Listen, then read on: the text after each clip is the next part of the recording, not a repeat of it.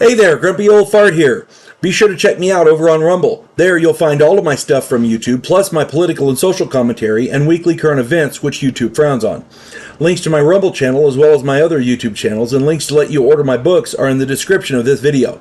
If you enjoy my content, please like, subscribe, share, and comment. I welcome your comments, even if you disagree with me. Now, on with the video. Hey there, Grumpy Old Fart here. I'm going to do an alien encounter video on Cisco Grove. Very, very big story back in the day. But before we get into that, I'd like to tell you about a new book that I got published. It's called The House Off Farrago Road. It's available on Amazon. The author's name is H.L. Anderson. This is just a fun story about a house where the denizens are not quite normal. Mythological creatures and supernatural forces commingle with modern-day law enforcement and the criminal underworld. If the quirky weird piques your interest, check out The House Off Farrago Road. Alright, back to this alien encounter video. Cisco Grove was a big story back in the day. It caught a lot of headlines. In 1964, Donald Shrum went bow hunting with friends in Cisco Grove, California. While hunting, he got separated from his companions and got lost in rugged terrain. As darkness fell, he climbed a tree for protection from the nocturnal predators, bears and mountain lions and what all. And after a while, Don saw a light in the sky to the north. It was around 9 to 9:30 in the evening. He initially thought it was a flashlight, but eventually it rose above the tree line. He thought that his friends must have alerted the authorities, who sent a helicopter to search for him. So, he figured out they're searching for me. I better speak up. And in an effort to signal the helicopter, he climbed down and lit a series of signal fires, 3 of them on different rocks. He also waved and shouted at the light.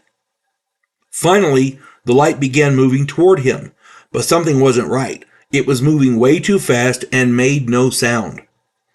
The aircraft was black and seemed to absorb light. It also seemed very small. Shrum worked at Aerojet with advanced missile technology, so he knew this craft was not of human origin. He fled back to the tree, and can you blame him? Get the hell out of here. I don't know what that is. A smaller craft exited the bigger one and landed about a half a mile away from Don.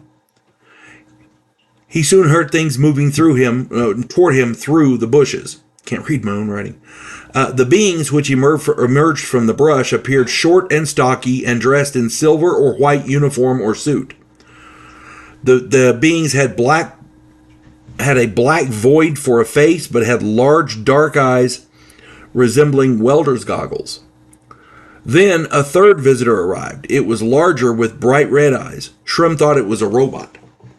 The robot extinguished Don's signal fires and then emitted a white vapor which knocked Shrum unconscious. Don woke up nauseous and the robot repeated the vapor attack, knocking him out multiple times. Finally, Don used his bow and shot the robot in the center of the chest with an arrow. The robot moved away but then returned. Don shot his remaining arrows at the robot with the same results. It just bounced off. Don fought the aliens off all night long with whatever he could find, including setting things on fire and throwing them. So this was an all-night battle this guy had with aliens. An alien robot. Shrum secured himself to the tree in the nick of time as the aliens released, he had his belt. That's what he used. And the aliens released a large amount of this knockout vapor, which of course knocked him out completely for a long period of time. When he finally woke up, it was dawn, and he was alone. So Don climbed down and found his friends, and when he told them what had happened, they were confused, and they all decided to leave. And he can't really blame them. That would be a hell of a thing. It would be a traumatic event. So Shrum contacted the United States Air Force and told them his story. They interviewed him and told him he had been pranked by teenagers. They did send one of his arrows to the University of Colorado for analysis. Don't know what happened to that. There's no record of what happened to that arrow. We don't know if they got it back or what the analysis meant, or even if it was analyzed. We don't know.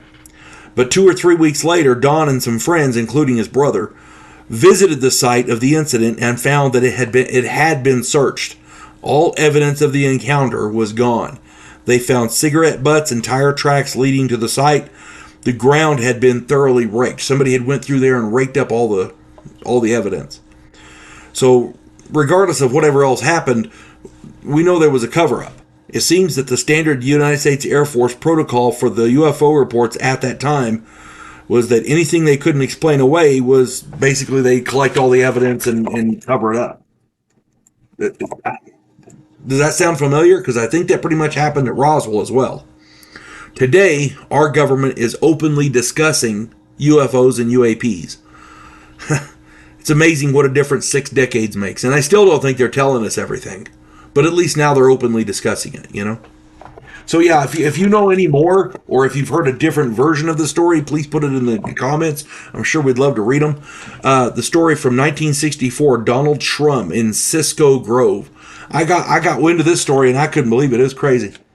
Imagine having a fighting for your life, because that's what he thought he was. You ever know what they were going to do to him? All night long with aliens, and they were using knockout gas. Imagine that. You folks have a good one. God bless one and all. Devo Poland, a scientific representative of a pacifist race called the Gandhiri, is sent away as an exchange officer. His objective? To learn the one skill his species never developed: to fight. And he's sent to learn that skill from the one species who does it better than any other in the galaxy: humans. If you like science fiction with an upbeat military tone, check out my novel, Vanguard One.